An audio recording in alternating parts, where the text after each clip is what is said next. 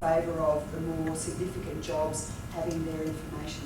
And most of that is in the annual report anyway. Exactly. It's required to be in the annual report. Yes. But contracts often contain things like home addresses and stuff like that. Yes. And, but it was really intriguing that the New South Wales Ombudsman jumped in on top because the article that was published said we got from these couple of universities and we didn't get from these. Yes. The New South Wales Ombudsman then jumped on every one of those listed as not having provided and gave us a very hard time.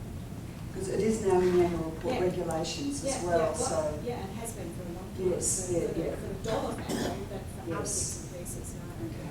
There's no doubt, I mean, we see this, if you're reading the papers every day, for those of you with complex share portfolios, how much now do you know about executive remuneration? It is certainly one of the red light issues in the world of investment and finance. There is no doubt, it is, there's no surprise that it's filtering back to our world of public sector in the interest of how is public money being spent and how accountable are we.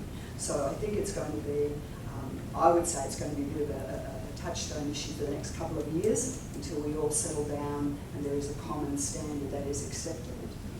But what strikes me is that it really is inflamed by the whole environment in which we're operating.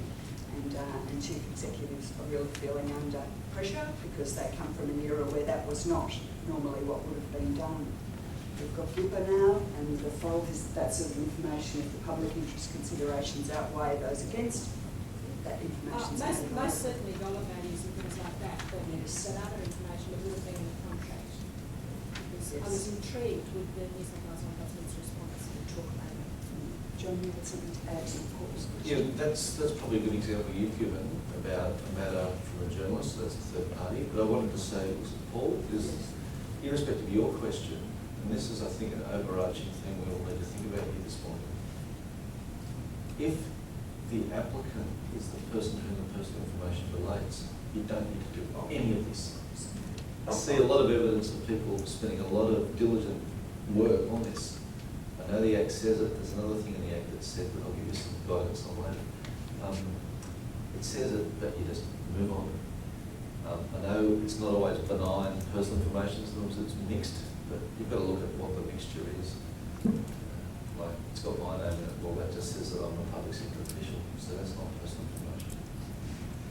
And perhaps at the Commonwealth level, the Commonwealth Information Commissioner's annual report of a week or so ago showed that 80% of the requests at the Commonwealth level were for personal information. 80%. So, I mean, this is why we're here, because it just shows that in your world, in the world of the FOI and privacy practitioners, personal information consistently rates really highly for what people are looking at getting from government. And that's what it was for 20 years. I think it was somewhere between 70 and 80% is the national average of all the jurisdictions for FOI. It's people seeking their own data. Including here in New South Wales?